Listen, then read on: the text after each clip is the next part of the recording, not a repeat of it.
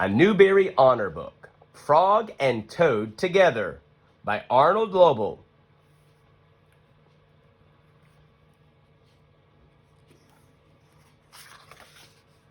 Frog and Toad Together.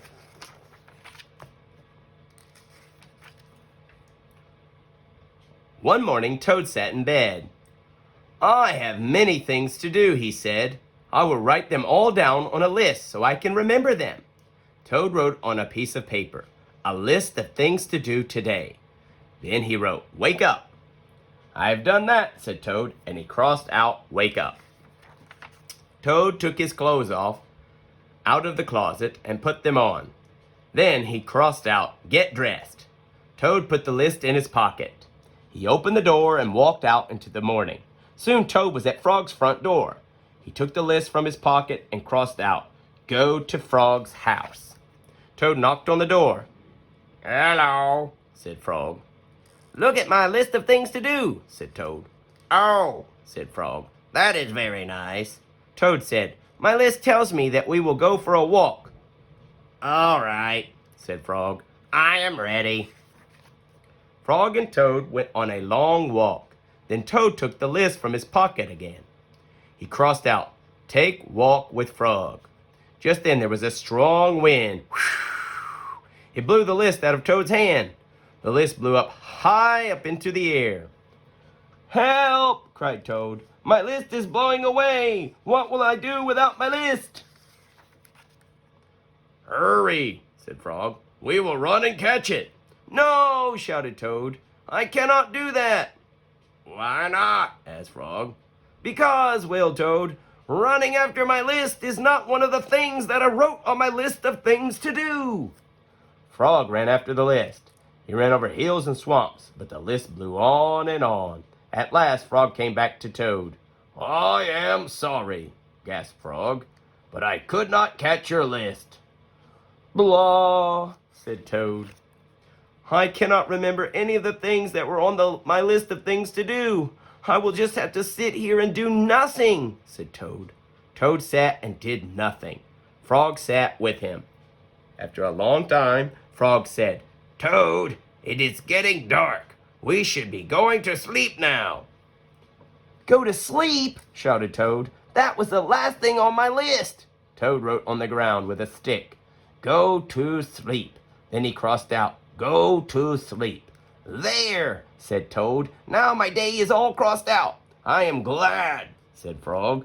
Then Frog and Toad went right to sleep. The garden. Frog was in his garden. Toad came walking by. "What a fine garden you have, Frog," he said. "Yes," said Frog. "It is a very nice, but it is hard work." "I wish I had a garden," said Toad. "Here are some flower seeds. Plant them in the ground," said Frog, "and soon you will have a garden." "How soon?" asked Toad. "Quite soon," said Frog. Toad ran home. He planted the flower seeds. "Now seeds," said Toad, "start growing." Toad walked up and down a few times. The seeds did not start to grow. Toad put his head close to the ground and said loudly, "Now seeds, start growing." Toad looked at the ground again. The seeds did not start to grow. Toad put his head very close to the ground and shouted, "Now seeds, start growing." Frog came running up the path. "What is all this noise?" he asked. "My seeds will not grow," said Toad. "You are shouting too much," said Frog. "Those poor seeds are afraid to grow." "My seeds are afraid to grow?" asked Toad. "Of course," said Frog. "Leave them alone for a few days. Let the sun shine on them. Let the rain fall on them. Soon your seeds will start to grow." That night, Toad looked out of his window. "Drat," said Toad. "My seeds have not started to grow. They must be afraid of the dark." Toad went out into his garden with some candles. "I will read the seeds a story," said Toad. "Then they will not be afraid." Toad read a long story to his seeds. All the next day, Toad sang songs to his seeds. And all the next day, Toad read poems to his seeds. And all the next day, Toad played music for his seeds. Toad looked at the ground. The seeds still did not start to grow. "What shall I do?" cried Toad. "These must be the most frightened seeds in the whole world." Then Toad felt very tired, and he fell asleep. "Toad! Toad! Wake up!" said Frog. "Look at your garden!" Toad looked at his garden. Little green plants were coming up out of the ground. "At last!" shouted Toad. "My seeds have stopped being afraid to grow." "And now you will have a nice garden, too," said Frog. "Yes," said Toad. "But you were right, Frog. It was very hard work." Cookies. Toad baked some cookies. "These cookies smell very good," said Toad. He ate one. "And they taste even better," he said. Toad ran to Frog's house. "Frog, Frog," cried Toad, "taste these cookies that I made." Frog ate one of the cookies. "These are the best cookies I have ever eaten," said Frog. Frog and Toad ate many cookies, one after another. "You know, Toad," said Frog with his mouth full, "I think we should stop eating. We will soon be sick."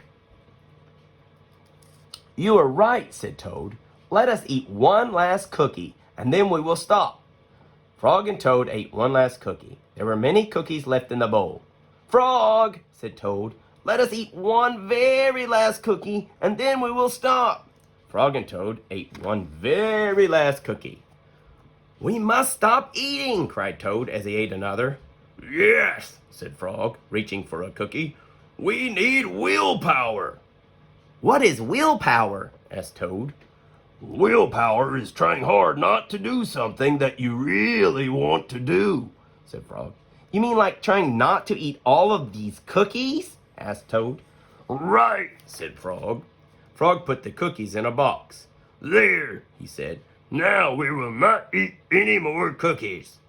"But we can open the box," said Toad. "That is true," said Frog.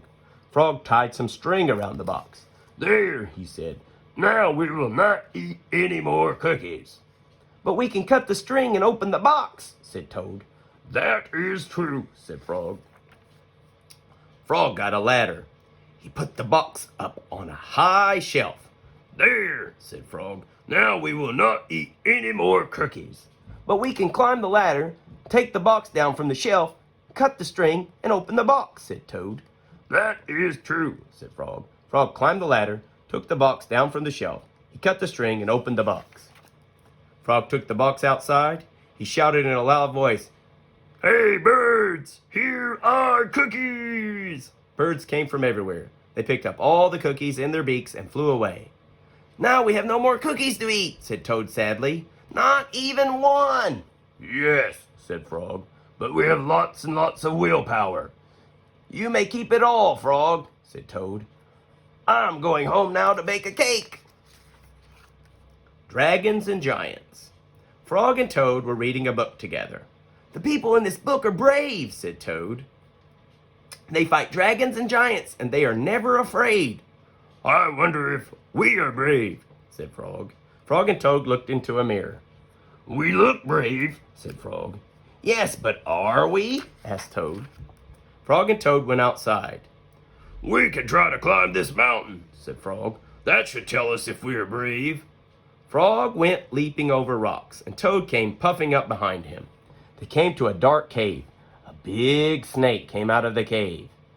"Hello, lunch," said the snake when he saw Frog and Toad.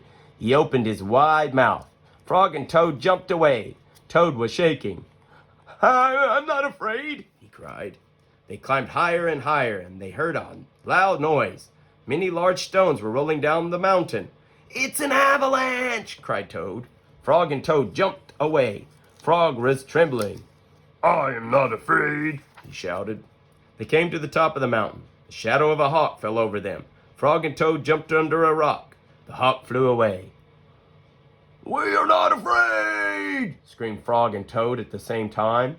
Then they ran down the mountain very fast. They ran past the place where they saw the avalanche. They ran past the place where they saw the snake. They ran all the way to Toad's house. "Frog, I am glad to have a brave friend like you," said Toad. He jumped into bed and pulled the covers over his head. "And I'm happy to know a brave person like you, Toad," said Frog. He jumped into the closet and shut the door. Toad stayed in the bed, and Frog stayed in the closet. They stayed there for a long time, just feeling very brave together. The dream. Toad was asleep, and he was having a dream. He was on a stage, and he was wearing a costume. Toad looked out into the dark. Frog was sitting in the theater. A strange voice from far away said, "Presenting the greatest toad in all the world!" Toad took a deep bow. Frog looked smaller as he shouted, "Hooray for Toad!"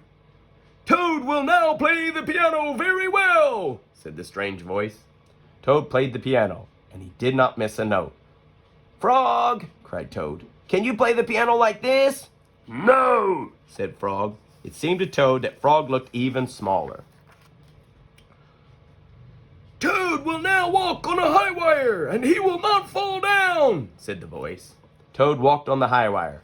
"Frog!" cried Toad. "Can you do tricks like this?" "No," peeped Frog, who looked very, very small. "Toad will now dance, and he will be wonderful," said the voice. "Frog, can you be as wonderful as this?" said Toad. As he danced all over the stage, there was no answer. Toad looked out into the theater. Frog was so small that he could not be seen or heard. "Frog," said Toad, "where are you?" There was still no answer. "Frog, what have I done?" cried Toad. Then the voice said, "The greatest Toad will now—" "Shut up!" screamed Toad. "Frog, Frog, where have you gone?" Toad was spinning in the dark. "Come back, Frog," he shouted. "I will be lonely." "I'm right here," said Frog. Frog was standing over Toad's bed. "Wake up, Toad," he said. "Frog, is that really you?" said Toad. "Of course it is me," said Frog. "And are you your own right size?" asked Toad. "Yes, I think so," said Frog. Toad looked at the sunshine coming through the window. "Frog," he said, "I am so glad that you came over." "I always do," said Frog. Then Frog and Toad ate a big breakfast, and after that they spent a fine long day together. The end.